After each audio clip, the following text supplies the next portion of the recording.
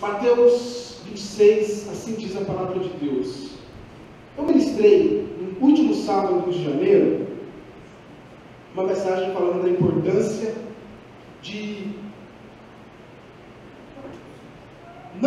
sermos espirituais e não andarmos nem pela carne e nem pela alma, né?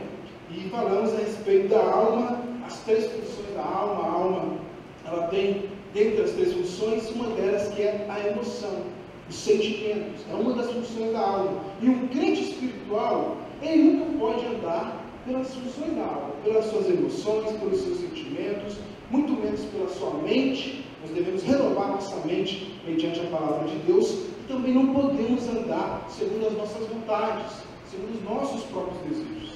E eu queria, nessa noite, ministrar algo que é complemento do que nós falamos na última vez que pregamos. Embora pode parecer que não seja, mas você vai entender ao final, no nome de Jesus. Mateus 26, nós vamos ler a partir do verso 6, a palavra de Deus. Estando Jesus em Betânia, na casa de Simão o leproso, aproximou-se dele uma mulher com um frasco de alabastro, contendo um perfume muito caro. Ela o derramou sobre a cabeça de Jesus, quando ele se encontrava reclinado à mesa. Os discípulos, ao verem isso, ficaram indignados e perguntaram: por que este desperdício? Este perfume poderia ser vendido a um alto preço e o dinheiro dado aos pobres. Percebendo isso, Jesus lhes disse: por que vocês estão perturbando essa mulher? Ela praticou uma boa ação para comigo, pois os pobres vocês sempre terão consigo, mas a mim vocês nem sempre terão. Quando derramou este perfume sobre o meu corpo, ela o fez a fim de me preparar para o sepultamento. Eu asseguro que em qualquer lugar do mundo inteiro, onde este evangelho for anunciado, também o que ela fez será contado em sua memória. Amém? Feche seus olhos. Pai querido amado, essa mensagem, essa tua palavra que foi lida e será ministrada nessa noite. Espírito Santo, toque cada um dos nossos corações, que saímos aqui, ó Deus, tocados pelo Senhor, porque é o Espírito que faz a obra, é o Espírito que faz o convencimento, traz o convencimento do pecado, traz o convencimento da justiça e do juízo vindouro. Ó Espírito Santo, que saímos aqui edificados, que possamos, ó Deus, sair com a mentalidade renovada, ainda mais, ó Deus, com o Espírito, ó Deus, fortificado com essa mensagem no nome de Jesus. Amém. Esse texto, Jesus, quero ministrar uma mensagem com o tema o poder da paixão. O poder da paixão. Jesus é ungido em Betânia. Esse texto é um texto que ele está relatado em outras duas passagens na Bíblia. É a mesma passagem. Está relatado em João capítulo 12, verso 1 ao verso 8. E também está relatado em Marcos capítulo 14. Então, Marcos 14, Mateus 26 e João 12. Os três textos, eles falam da mesma passagem, que é Jesus sendo ungido em Betânia. Só que se você ler os três passagens, se ler os três textos, se você ler o texto de Marcos, você vai ver que algumas coisas estão diferentes do que Mateus coloca. Se você ler a passagem de João, você vai ter a mesma impressão de que não é o mesmo texto, ou não é a mesma passagem, porque algumas coisas, elas não são, não é um relato igual nas três passagens.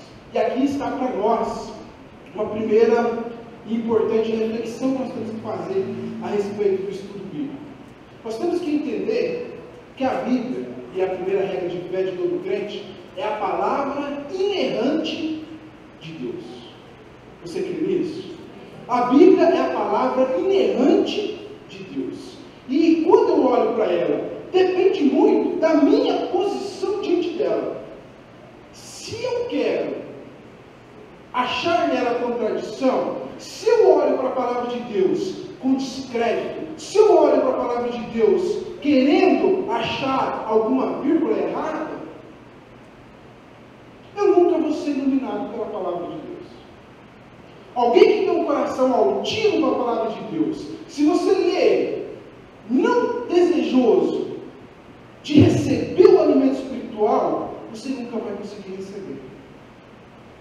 Agora, se eu leio a palavra de Deus de forma correta, se eu olho para a palavra de Deus com entendimento e com desejo de ser iluminado pela palavra de Deus, eu encontro a iluminação que ela traz para mim. Na verdade,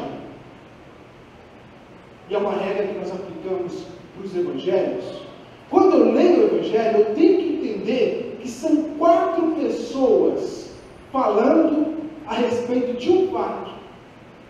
4 pessoas falando a respeito de um fato, e cada pessoa tem um ponto de vista. Ou cada pessoa, ela marca, ela grava algo que mais lhe chame a atenção. Então, por isso, às vezes, você pode olhar para um relato que o Mateus escreveu, você vai ver ali o que mais chamou a atenção para o apóstolo Pedro. Você vai ver, quando Marcos escreve, na verdade, quando Marcos escreve, você vai ver aquilo que mais chamou a atenção para o apóstolo Pedro. Então, era Pedro que estava ali na cena, e ele focou, ele gravou algumas coisas em específico. Quando você olha para o livro de Mateus, é uma outra percepção. É da mesma forma como se eu pedisse para 4 pessoas aqui aleatórias disserem a respeito de como eu estou vestido, ou de alguma característica minha. Cada um vai, algo vai saltar aos olhos de forma diferente em cada um. E nós gravamos algo diferente. Assim é o texto. Então, quando eu entendo que é o mesmo texto, e eu analiso com complementariedade, eu vejo que o que Mateus escreveu, o que Marcos escreveu e o que João escreveu complementam. São os olhos, são 3 olhos que me dão a exatidão do que aconteceu naquele dia, naquele jantar. Da mesma forma, é em relação aos fatos depois da ressurreição de Jesus. Se você olhar para o livro de Lucas, você vai ter uma forma, um relato. Pelo livro de João, você vai ter um outro relato. Parece que não coincide, mas se você estuda diligentemente a palavra de Deus, você vai ver que é um complementando o outro. E aí está a perfeição da palavra de Deus. É um complementando o outro. Então Deus, para se certificar, Ele coloca vários pontos de vista. E a respeito da vida de Jesus. O que é mais importante na palavra de Deus é Jesus. Ele é o centro da palavra de Deus. Então Deus se certifica de que todos os pontos de vista, Ele vai usar todos os pontos de vista para nos trazer uma mensagem. Então tenha cuidado. Inclusive, fazendo estudo dessa mensagem, eu vi alguns textos meio pretensiosos, querendo apontar falsas falhas no texto bíblico, como se elas houvessem, e na verdade não há. O que eu preciso é só olhar de forma mais diligente, e aí está um gancho para você estar conosco estudando a palavra de Deus. Os 3 fatos, há um outro registro também, se você se lembra, lá em Lucas, capítulo 7, há uma outra unção também a Jesus. Só que a passagem de Lucas 7, essa sim não se refere à que nós estamos estudando agora. Lucas 7 é uma outra passagem bíblica, onde também Jesus é ungido. E diferente dessa que nós vamos estudar hoje. Jesus é ungido em Betânia. Nós temos aqui, primeiramente, eu quero situar você no que está acontecendo aqui. Jesus, e essa passagem, ela deve ter acontecido, segundo algum consenso, na terça-feira que antecedeu a morte e ressurreição de Jesus. Então, nessa terça-feira, Jesus está em Betânia. Betânia era uma cidade próxima de Jerusalém, a 3 quilômetros. Era uma cidade próxima de Jerusalém, e Jesus estando ali, ele vai jantar na casa desse Simão, o leproso, que é diferente do Simão o fariseu, é o outro Simão. Esse Simão leproso recebe Jesus em sua casa para jantar. E na mesa de jantar, geralmente é o costume semita, não é a mesa como nós convencionamos hoje. Se você ler a passagem aqui, o tradutor quis meio que contemporaneizar a expressão à mesa. Mas a expressão à mesa aqui, a mesa dos semitas, não era a mesma mesa que nós usamos. Eles não sentam em cadeiras e a mesa a mais alta. Eles sentavam-se no chão, sobre as suas pernas, ou de joelhos, e a mesa era mais ou menos a essa altura, a altura do meu joelho. Então estavam todos sentados, e a ceia do Senhor também foi feita assim. A ceia do Senhor ela não foi feita numa mesa como apontada nos quatro famosos. Ela foi feita no chão, e Jesus estava reclinado, provavelmente sentado sobre as suas pernas, e ali estava a refeição. 3 pessoas são as mais importantes deste relato: Jesus, Judas e Maria. Quem é essa Maria? Essa Maria, você vai ver no livro de João, capítulo 12, onde essa passagem é relatada, que é a mesma Maria, irmã de Marta e irmã de Lázaro. Essa Maria, ela aparece 3 vezes descrita na Bíblia. Em 3 oportunidades, nós vemos o nome, a passagem sobre Maria. E nas 3 oportunidades, Maria estava aos pés de Jesus. Em Lucas 10, você tem uma passagem famosa, onde Jesus estava na casa de Marta e Maria. E Marta estava envolvida com muitos afazeres. Estava ali preparando o jantar para Jesus e os muitos convidados que Jesus tinha. E Maria estava onde? Aos pés de Jesus. Ela estava recebendo o ensino de Jesus. Ela estava se derramando para Jesus, dando total importância, total proeminência à pessoa de Jesus. Há uma outra passagem também, onde Maria é descrita quando Lázaro morre. Lázaro falece, Jesus demora-se propositadamente para estar com Lázaro. Quando ele chega, Lázaro já estava morto há 4 dias. E quando Jesus vem chegando de longe, Maria vem correndo, e ela se prostra aos pés de Jesus. E novamente aqui, a passagem diz que Maria, participando desse jantar na casa de Simão o leproso, Maria chega diante de Jesus e ela se prostra aos seus pés. Pelo complemento dos relatos bíblicos, nós notamos que Maria unge, ele derrama óleo sobre a cabeça e sobre os pés de Jesus. Imagina a cena então: Jesus estava sentado sobre as suas pernas, e aí ela unge a cabeça e unge os pés de Jesus, e fica para o lado assim. O que ela faz chama muita atenção. O que Maria fez aqui chamou muita atenção e mostra uma distinção muito grande entre a postura dos discípulos e a postura de Maria. Nós já percebemos que pelos outros 2 relatos bíblicos, Maria era alguém muito devotada a Jesus, era alguém que era totalmente apaixonada por Jesus. Então, a ação dela causa nos discípulos indignação. O texto de Mateus não conta, o texto de Marcos não conta. De repente, diz um doutrinador, porque estavam constrangidos. Mas o texto de João fala que o primeiro a mostrar consternação era Judas. Judas é quem disse: por que ela faz isso? Por que ela está derramando este perfume? E o vaso de alabastro é como se fosse, não é bem uma pedra, ele é um cálcio, né? É semelhante a um barro, se você talhar ele. E para ela utilizar todo o óleo que estava ali dentro, ela tem que romper o gargalo daquele vaso de alabastro.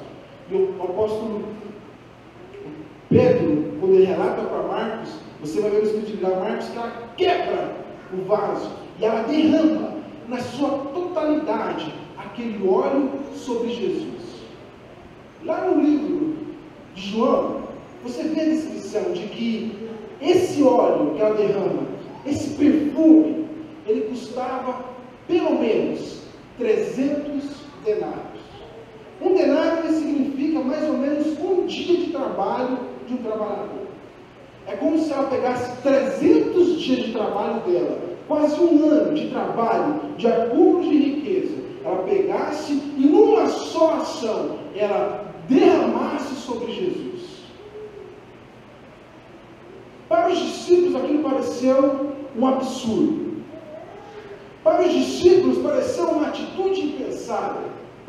Para os discípulos era muito melhor que aquele dinheiro, aquele óleo fosse vendido e o dinheiro arrecadado com aquela venda fosse dado aos pobres.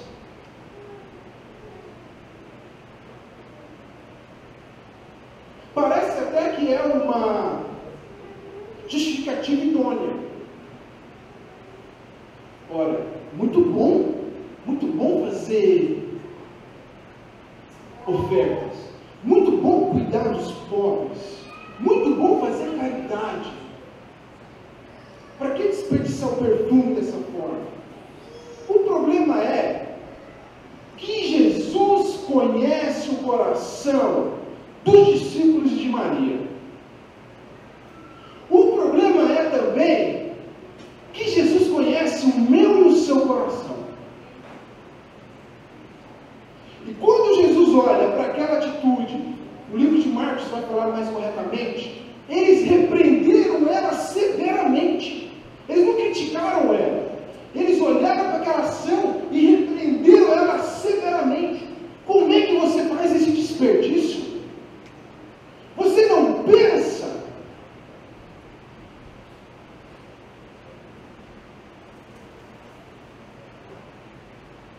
Jesus olha para eles e fala: o que ela fez foi uma boa ação. O que ela fez foi preparando-me para o dia da minha morte. O que ela fez foi expressão de adoração.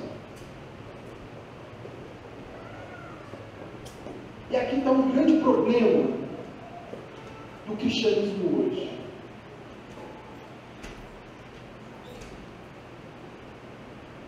Acostumou-se a entender que ser cristão é simplesmente seguir um manual de regras.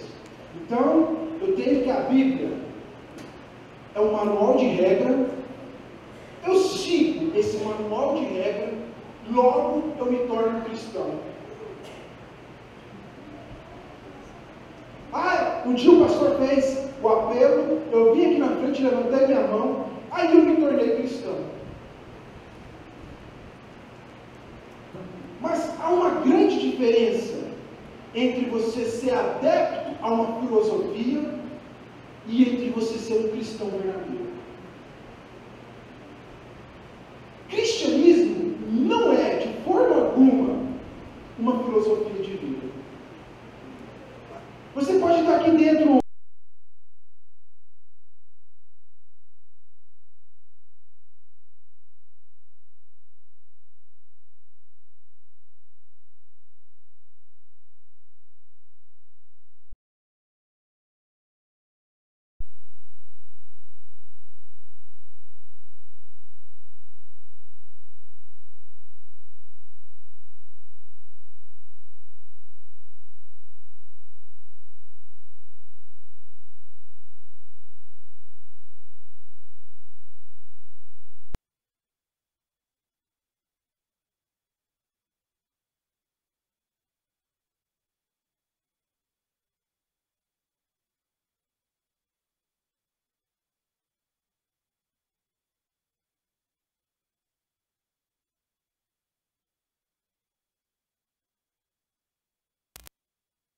recompensado, o ato dela não era um ato proporcional.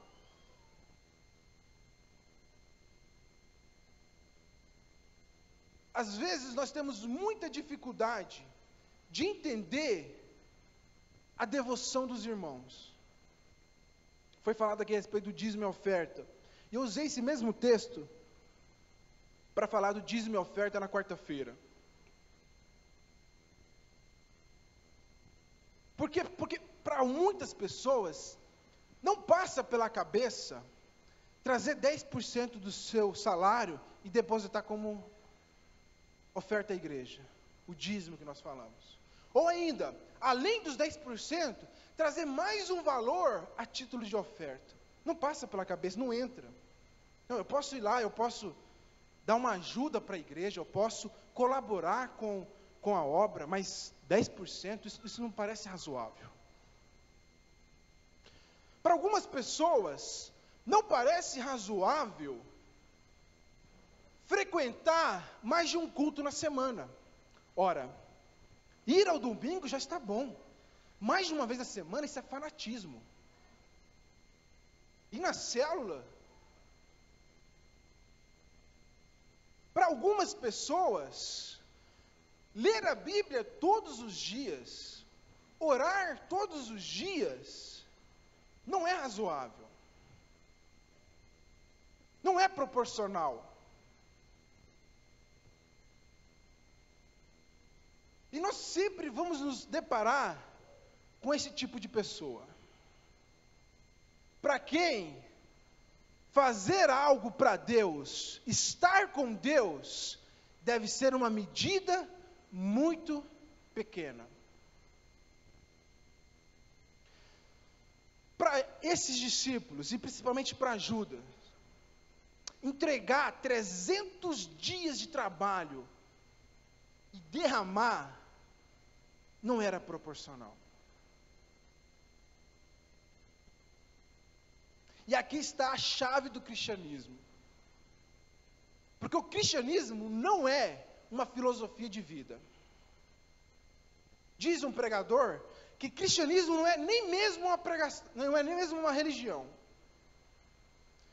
Cristianismo não é uma religião.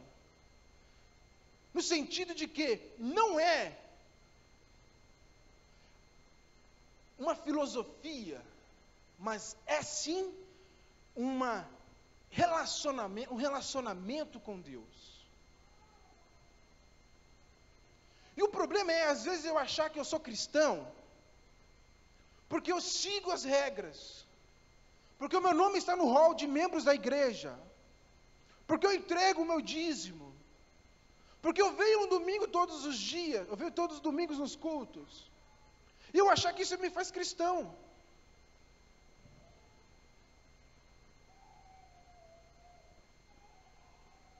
Nem mesmo conhecer toda a palavra de Deus me faz cristão. Ainda que você conhecesse toda essa escritura aqui, que você tivesse de cor na sua mente, isso não tem o poder de te fazer cristão. E se você não se torna um cristão, você não tem como entender a atitude de Maria de Betânia. O que me torna um cristão? Eu ministrei uma mensagem aqui em outubro ou setembro.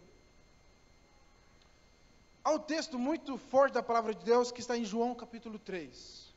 Nicodemos chega diante de Jesus à noite.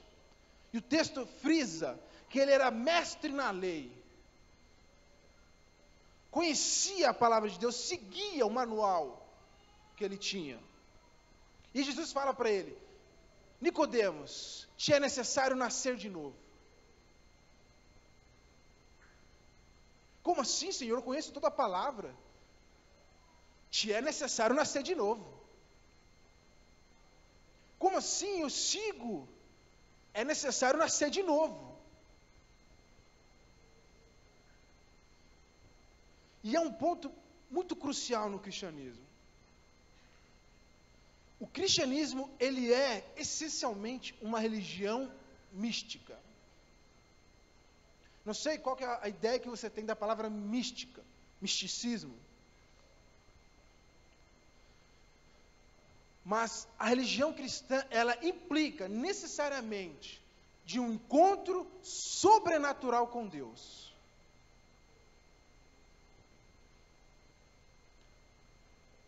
O que me faz cristão é eu nascer de novo. O que me faz cristão é eu encontrar-me com Jesus e ver Jesus. Isso tem o poder de me tornar cristão. Se eu não vi Jesus, se eu não tive uma experiência com Ele, isso não me torna cristão. Não quero aqui colocar em xeque a tua conversão. Mas às vezes, uma vez pelo menos, é saudável você certificar a respeito da tua experiência com Jesus. Porque se você levantou a mão, se você veio aqui na frente, se você entregou o seu nome para colocar no livro, se você batizou, mas se você nunca experimentou Deus, eu não estou falando nem de uma visão muito mística, muito de ver anjo, de ver trombeta, eu estou falando simplesmente de você sentir o seu coração diferente. Porque a palavra de Deus fala, e é uma promessa de Deus, que nesses dias que nós vivemos hoje, Ele arrancaria o coração de pedra, e nos daria um coração de carne, e isso é visível para nós. Eu me lembro da primeira vez, eu me lembro do primeiro dia, eu me lembro do único dia, na verdade, do que eu me entreguei a Jesus. Eu tinha 12 anos de idade, e esse dia nunca sai da minha mente, porque é uma experiência marcante nas nossas vidas, é uma experiência que muda a nossa forma de ver o mundo. E se eu não experimento isso, eu estou me iludindo. Se eu não experimento o novo nascimento, esse toque sobrenatural de Deus, eu estou fazendo como os discípulos que acham que seguir a Jesus é fazer boas obras, caridade. Acham que seguir a Jesus e que Jesus fosse naquele tempo um libertador político.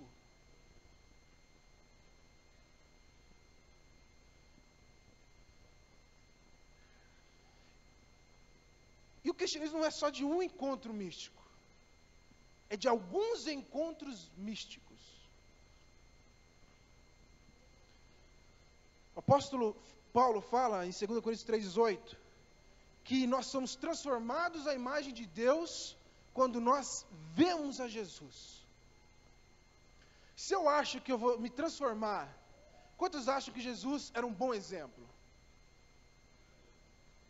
Você pode levantar seu braço? Você que crê que Jesus era um bom exemplo? Mas é um problema, porque nós achamos que Jesus é só um mestre. E Jesus não é só um mestre. Jesus é o nosso Salvador. Ele não veio te ensinar como você se salva. Olha, está aqui o manual, 10 regrinhas para você se salvar e alcançar a vida eterna. Jesus não é um mestre, nesse sentido, embora ele fosse mestre. A principal função de Jesus era de ser o nosso Salvador. E ele não é o mestre que todos os dias ele vai me ensinar a andar em santidade. Eu preciso olhar para a sua vida e receber dele a santidade.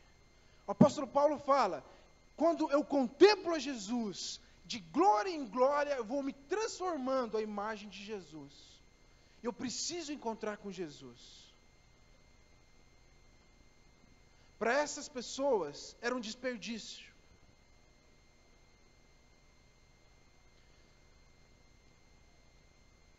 Derramar a vida diante de Deus.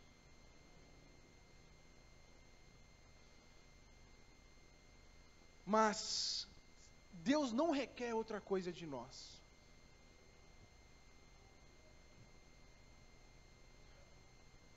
Deus não requer outra coisa de você, senão uma paixão como a paixão que essa mulher demonstrava. Há um texto que é bem conhecido da igreja, que está no capítulo 3 de Apocalipse.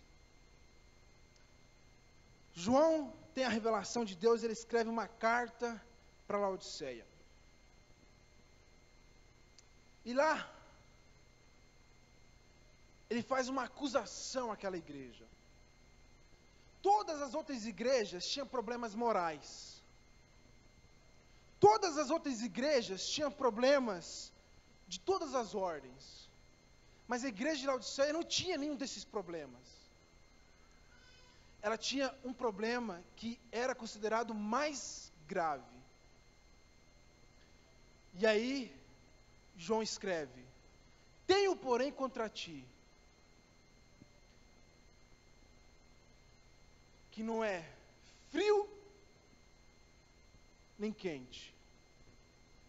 Quando ele faz essa posição do frio e do quente, eram duas cidades vizinhas de Laodiceia, que tinha águas, uma tinha águas termais, ambas as águas, a que era fria e a que era quente, eram águas medicinais. E ele faz aquela alusão para mostrar para o povo: você não é frio nem quente.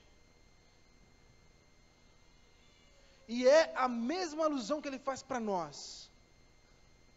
É a mesma comparação que os escritores fazem quando eles colocam de um lado Judas e de um lado Maria de Betânia. Porque muitas vezes na nossa vida, nossa caminhada cristã, nós andamos pela mediocridade. Nós andamos pela mediocridade, e o medíocre aqui é ser normal, você ser médio.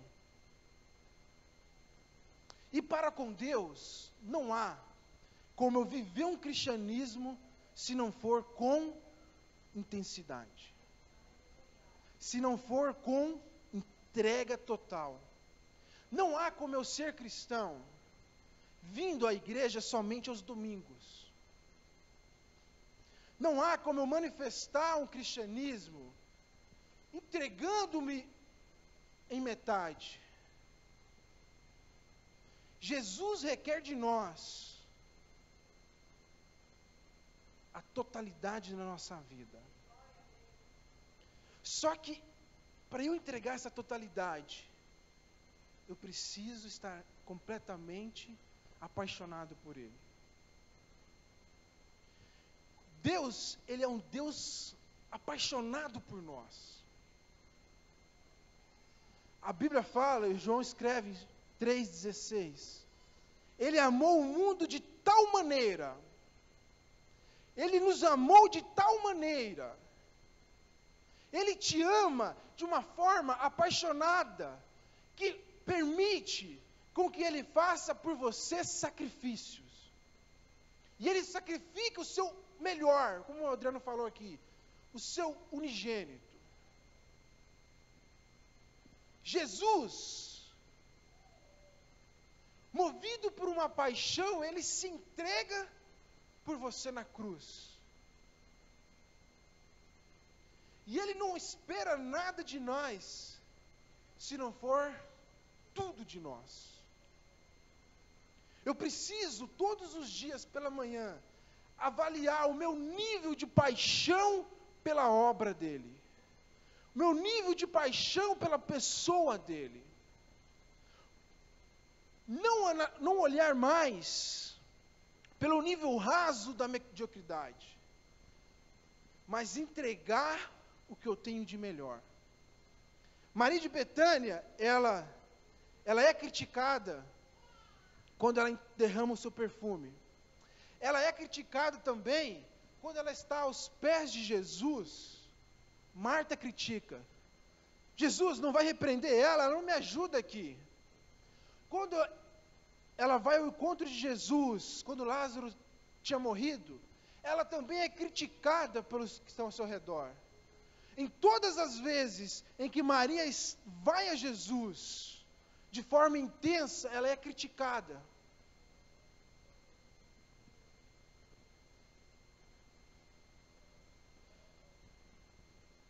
E às vezes nós passamos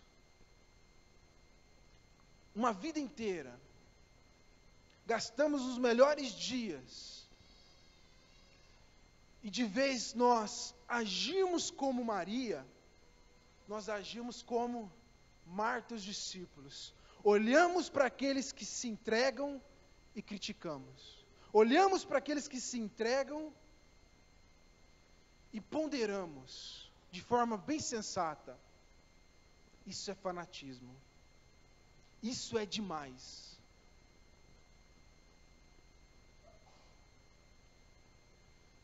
Mas aqueles que andam como Maria, eles não se importam com as críticas.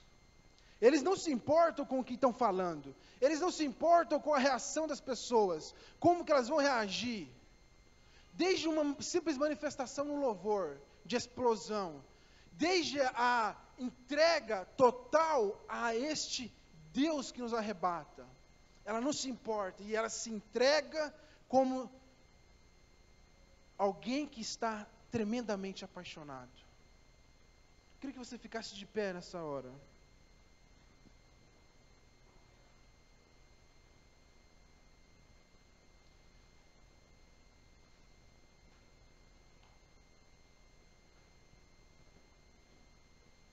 Não há como pensar, feche seus olhos.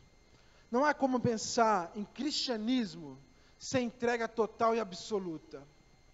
Não há como pensar em ser um cristão sem se entregar totalmente a Deus. Ele não requer de você favores. Ele não requer de você esmola. Ele não requer de você parte do seu tempo, parte das suas forças, parte das suas qualidades. Ele requer tudo de nós. E eu preciso olhar para Maria de Betânia.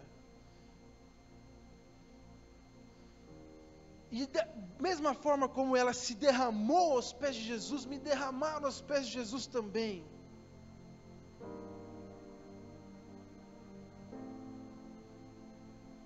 É necessário manter uma paixão viva por esse Deus.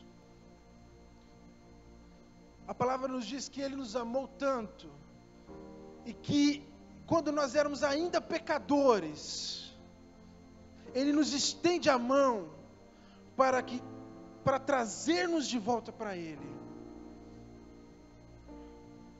Não entregue para Jesus apenas sobriedade, proporcionalidade. Se entregue por completo nas mãos dEle. Pai querido e amado, essa é a nossa oração nessa noite, ó Deus. Queremos nos derramar diante de Ti, como Maria se derramou aos Teus pés. Queremos, ó Deus, estar, ó Pai, diante de Ti, como ela esteve, sempre aos Seus pés, sempre derramada. Que possamos, ó Deus, devotar a Ti o melhor dos nossos dias. Que possamos, ó Deus, apresentar a Ti os melhores dos nossos bens. Que possamos apresentar a Ti, ó Deus, o melhor, ó Deus, do nosso tempo, do nosso trabalho. Para que possamos, ó Deus, honrar e agradecer, mostrar agradecidos por tudo aquilo que o Senhor tem feito por nós. Levanta uma igreja, ó Deus, apaixonada por Ti, ó Pai, que como Maria de Betânia, ó Deus, se entrega aos Seus pés, ainda com os olhos fechados. Que você vai ser alguém aqui que quer entregar a sua vida para Jesus, quer recebê-lo como Senhor e Salvador. Levante seu braço como um sinal. Você que quer nessa noite entregar a sua vida para Jesus, recebendo como Senhor e Salvador, entregando-se por completo a Ele. Levante seu braço como sinal.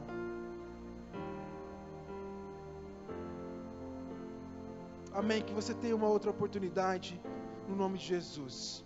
Amém. Ainda de pé, queria só reforçar a questão do retiro. Vai estar fazendo as inscrições ali no fundo. Faça hoje, não deixe para mais tarde, porque depois cria um tumulto e fica difícil de colocar o alojamento, arrumar as coisas lá. Nós teremos ônibus saindo daqui da igreja às 15 e às 17 horas no sábado. Você que não tem condução, você que não quer de repente colocar o seu carro para ir lá, sábado às 15 e às 17 nós teremos ônibus saindo daqui. Amém? Levante sua mão para o céu. Que o amor de Deus, a graça de Jesus Cristo e a consolação do Espírito Santo esteja contigo em todos os dias da sua vida, no nome de Jesus. Amém? Cumprimente seu irmão com a graça e a paz do Senhor.